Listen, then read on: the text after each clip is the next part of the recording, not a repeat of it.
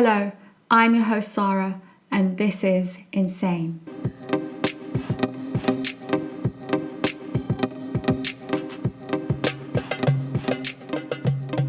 Salam everyone, hope everyone is doing well.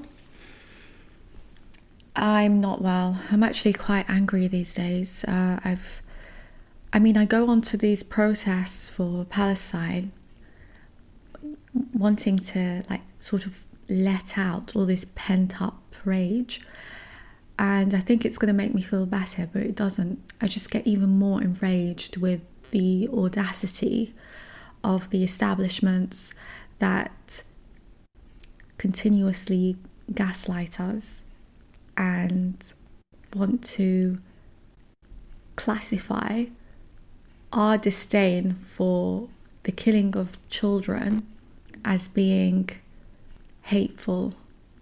I'd share that with you because if you sense a bit of a tense tone in my voice, it's because of that. But I'm trying to calm down and breathe and relax so that I can give you hopefully an informative podcast that will help enhance your well-being and it'll probably enhance mine as well, talking to you about it. So we're going to discuss the conceptual understandings associated with the Islamic mindfulness. Now, I've highlighted 4 concepts, and one of the concepts is subdivided into 2 categories. Also, I have to say, if you do hear a lot of banging in this podcast, I apologize in advance. I'm going to try and edit it as much as possible, but the flat upstairs is rented on B&B or something, and usually the guests are quite good, but this guest is particularly loud. I don't know what's going on, if they brought a gorilla with them or whatever, but they're quite noisy. Anyway, so the concepts of Islamic mindfulness are 4. The first one is Tawhid. The second one is the remembrance of death and the afterlife. The third one is self-awareness, and self-awareness is subcategorized into the awareness of your role as being God's representative or Khalifa on earth. And this is really closely related to the covenant that you made with God. So the promise that you made with God before you came here on earth. And self-awareness in Islamic mindfulness also includes being aware of who you are in terms of not only your internal character traits, but also your components. So for example, what makes you up to be a human being? Your physical body, your spirit, your soul, etc. And the 4th concept is the role that shaitan plays in your heedlessness and how that can affect your well-being. So that all sounds really nice and juicy, and already I'm calm, alhamdulillah. So let's get into it. So the first one, most obvious one, is the concept of Tawhid. And Tawhid is at the center of every Islamic mindfulness concept that I share with you. So it's distinct from each concept, but also at the center of each concept. Because at the center of our lives is Allah. Well, Allah should be at the center of our lives. And the idea is in the Islamic teachings that proximity to God brings enhanced well-being, because you are in connection with your source, with your Lord. And that connection to Him is the only thing that will ever bring you true peace. And everything else brings you peace because it connects you to God. So if I'm just going to read to you a passage from Al-Ghazali. Now, the role of Tawhid in well-being, I've already done a guide on this, and you can download it for free from the Insane Insan website. It's really nice and informative, and much of what I'm saying and a lot more will be found in the guide, so feel free to go on down to the website and just download it. So Al-Ghazali says about God is not only one in the singular sense, but unique, not being bound by time or space, being the first and the last, having no beginning and no end. He is both the revealed and the concealed, far but near, unlike anything and nothing is like him. Understood only by his own essence, not comparable to anything. The knower of all things, he is aware of the movement of an ant on a black stone in the depth of darkness, aware of every intention, hope and desire. Nothing happens without his permission, no movement, no good or bad, no belief or disbelief, and so he is, in essence, the only reality. I hope I've demonstrated how God can enhance your well-being, because just by hearing these words about God brings a sense of peace, because it is a knowing that it's the truth, and knowing God and the truth of God always brings the human being a sense of peace. And so the more you know about God and the more mindful you are of him, the greater that sense of peace is enhanced within you. Al-Ghazali talks about 4 stages of Tawhid. So we're not all equal in our belief in the oneness of God. There are those amongst us who have higher belief in God than others.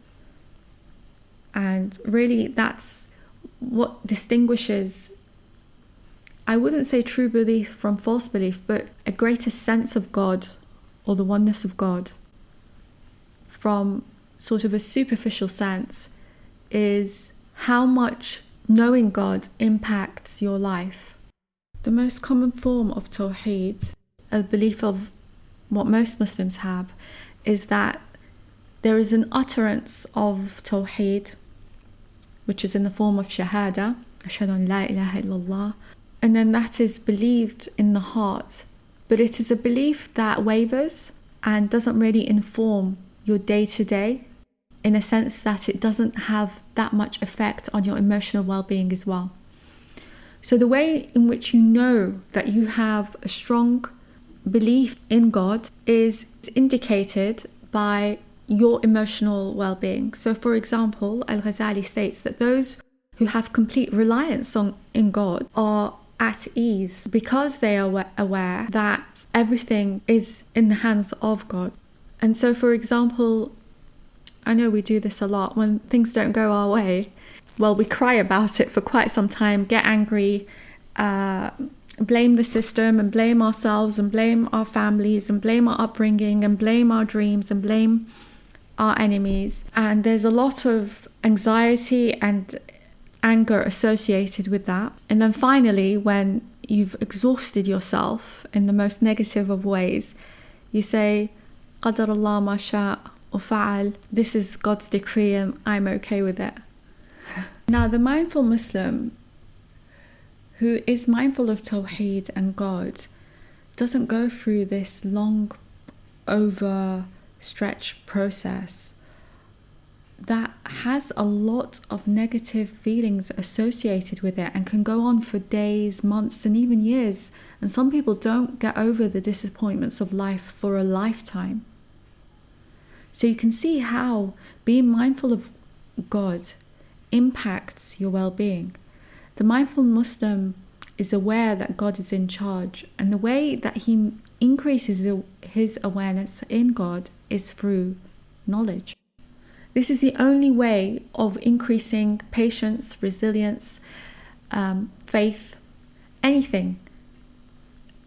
Even the only way of becoming courageous is increasing your knowledge of God, because the more you know God, the more you can rely on him, the more you understand your creator. Because I'll tell you, fear of God will not enhance these things. Fear of judgment and hell don't enhance your character. You being in complete awe of his majesty and humbled by his power, that in itself will shape your behavior and your character. For example, can you contemplate the solar system and see the billions of stars and the galaxies, and then think that your Lord is not capable of doing all things, and then acknowledge that if you want something and your Lord withholds that from you, that He is not in the position to do that. And that in turn leads to complete submission to the decree of God and to feelings of contentment. So that's how knowledge of God and being mindful of God can impact your well-being. The more you become mindful of God, the more you know God, the better it is for your well-being.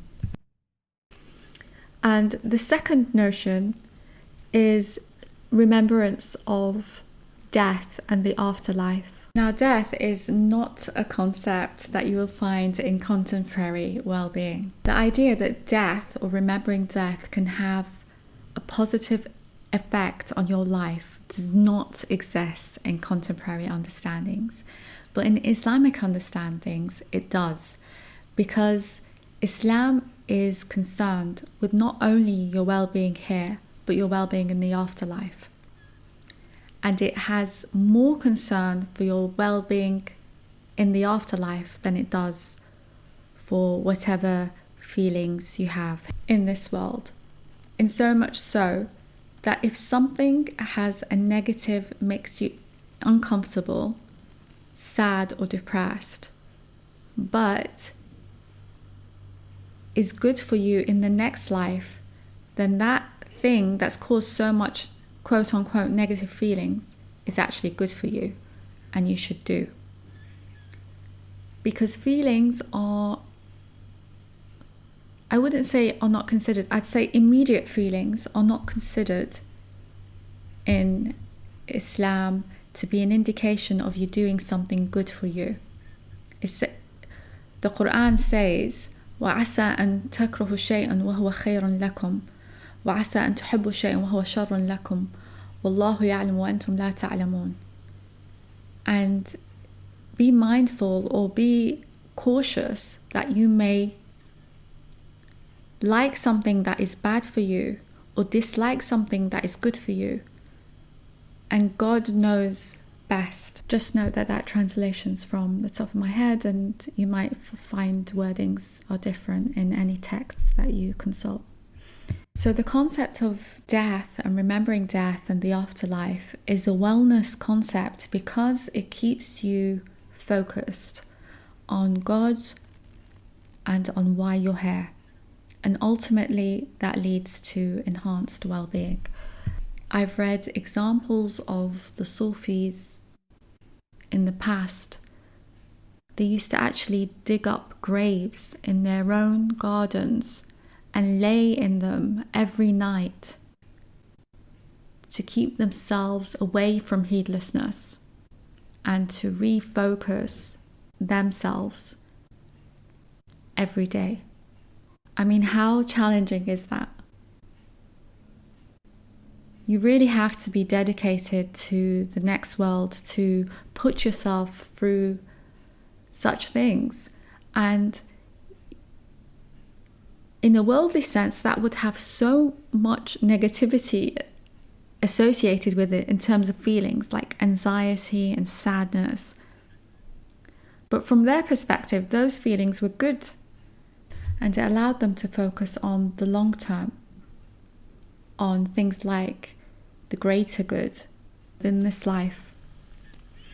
And each time you behave in that way or are mindful of the concept of the afterlife and your death, the easier it is for you to cope with the setbacks that you face in this life, the humiliation that you face in this life, the sadness that you face, because you know it's temporary.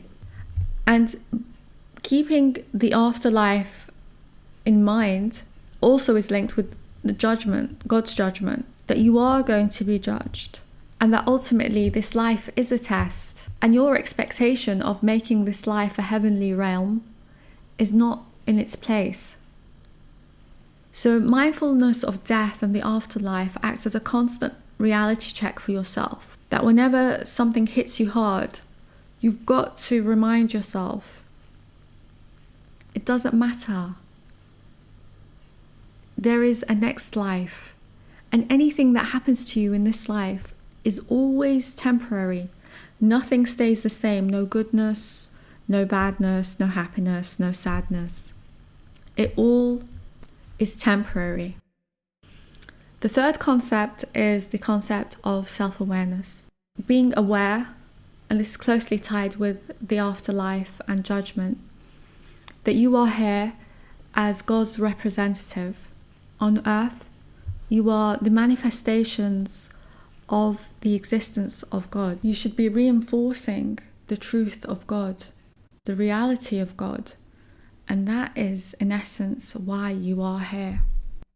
Your presence should be an indication for proof of God through your behavior with people, through your consideration, those around you, through your seeking to do good and to be good, through your honesty, through your integrity.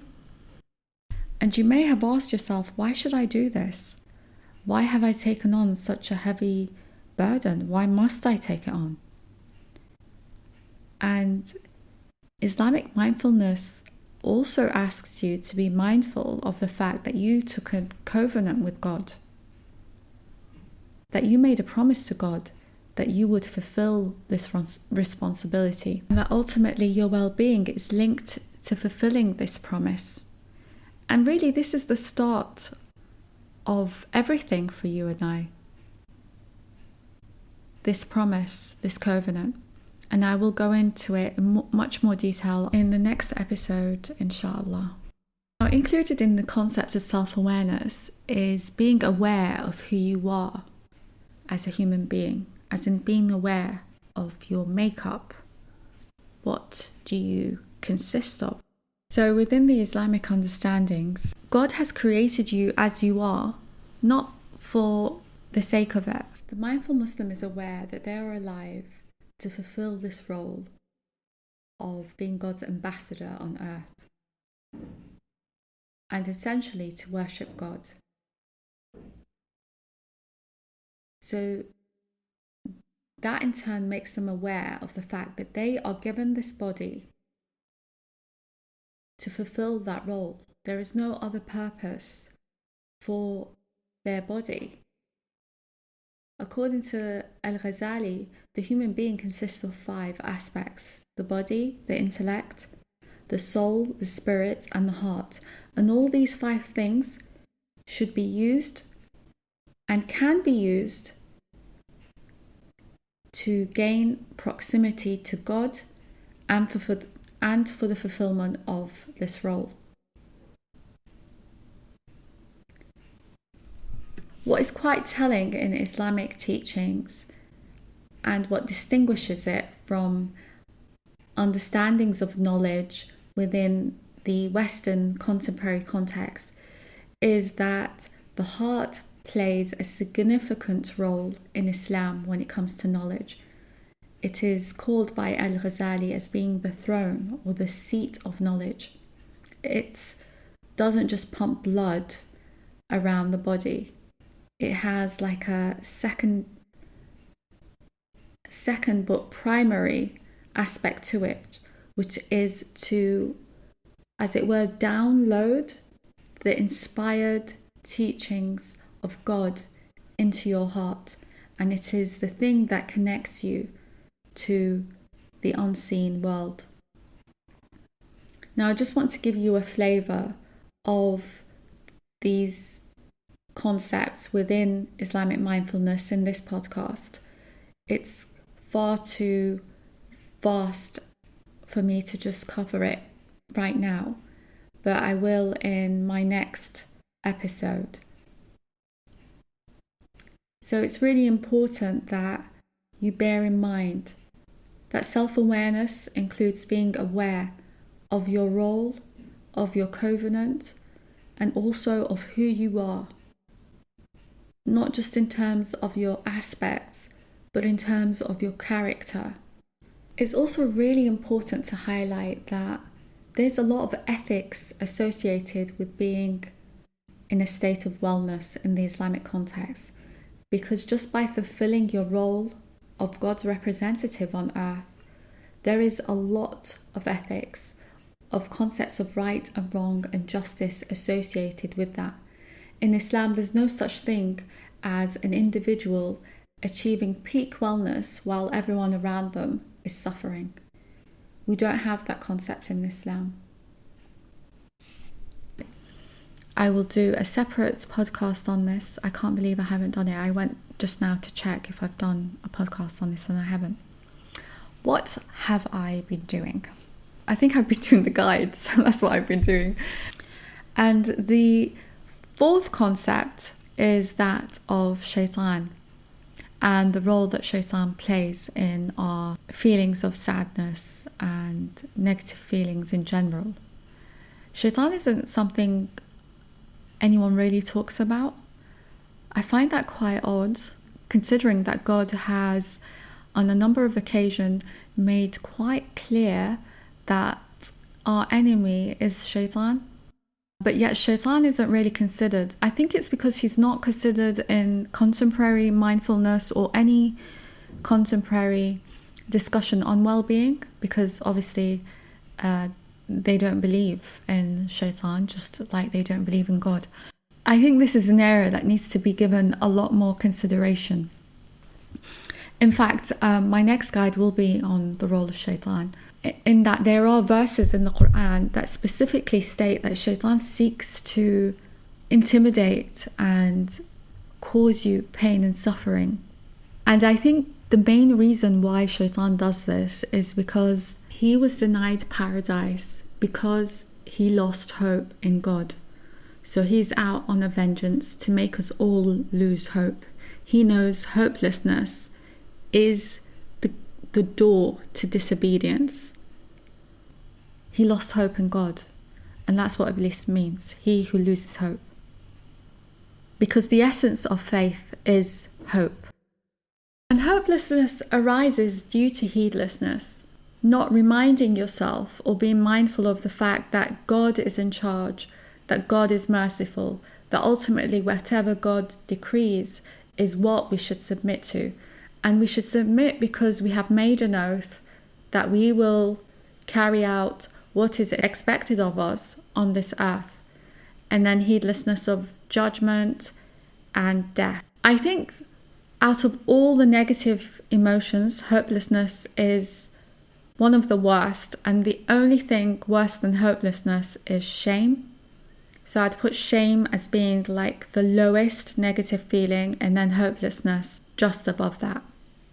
Even to be angry is better than being hopeless, because you surrender yourself to darkness when you should be surrendering yourself to the light of God. And hopelessness leads to many other negative characteristics, such as cheating and lying and being disloyal, being arrogant, because at the essence of hopelessness is always bitterness and the rejection of what has been decreed for you.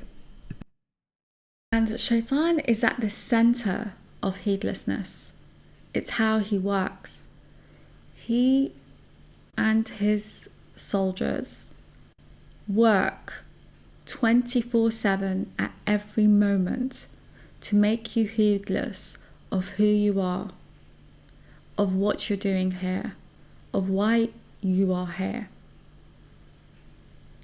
And he does that, as indicated in the Quran, by threatening you with poverty, with discontent, with humiliation, with rejection, with worst case scenarios.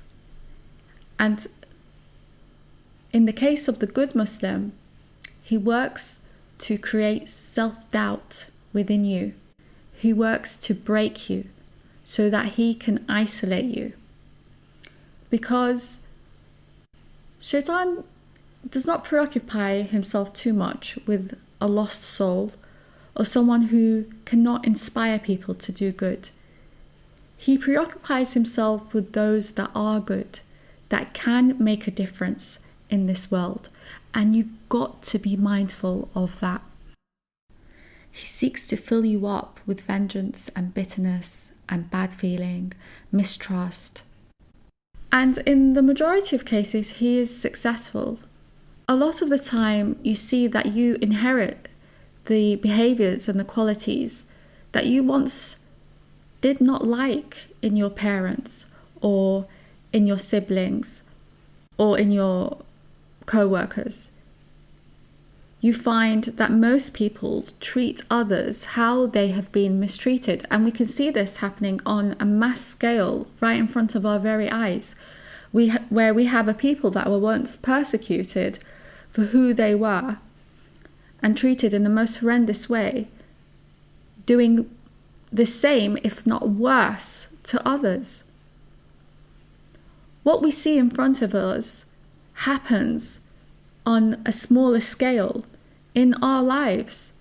A mindful Muslim is mindful of the mistreatment that they have had to deal with and does not subject others to the same misfortune. But rarely does that happen. And Shaitan seeks to do the same thing. He seeks to inflict the suffering that he is experiencing onto us. And it's no coincidence that we live in a world that looks down upon people that can forgive. We live in a world that sees good manners as something to be mocked, kindness as something you should take advantage of. It is because we live in a largely godless world. And so those traits come to the surface and they become the most common traits amongst our communities because godlessness prevails. What is happening today in our societies is an outcome of heedlessness. And it's not easy to stay open and to be forgiving in a society that looks down upon these traits. Now, I'm not saying that you should subject yourself to mistreatment. You can disengage and at the same time have no ill feelings towards that person. Not because you are foolish, as people will have you believe, but because you are good and because you have faith. And when you behave in such a way, you inspire people to do good and to be good. Just like when I go out in the protests and I see all those people standing with me, it inspires me to remain a moral person, to not give in to the way that those people we call as being successful because they're billionaires, to not give in to their way of putting human life second to monetary gain and consideration. And it gives me hope for goodness and inspires me to continue to be good. And the devil does come to me quite a lot these days, telling me how stupid I am, how I talk about right and wrong, and it's only the oppressed that talk about those things, that people who want success don't consider these things, that because I'm a girl, the easiest thing for me and the thing that society pushes me towards is towards immorality, is towards taking off my clothes, putting makeup on, flirting to get somewhere in society.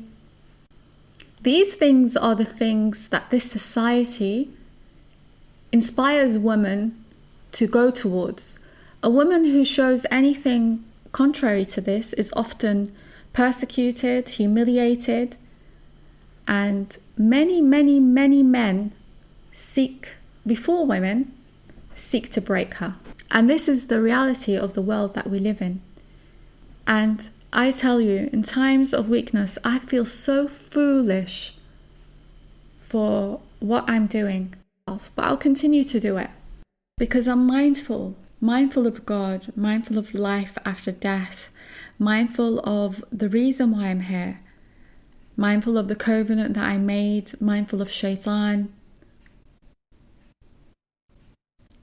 And all of these things help to keep me going on the right path, and also inspire me to become stronger and more patient and a better human being. And truth be said, if success and being successful means that you gaslight, humiliate, and endorse the destruction and the killing of thousands of people, then I do not want to be accepted or successful.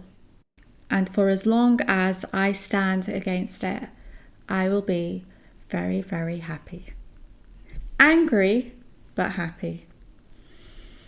Okay, that's it. So next time I'll discuss self-awareness in a lot more detail and how understanding this concept will help in creating an environment where you can grow and thrive into a human being that the system may not like, but God will, inshallah. Okay, until then, do take care.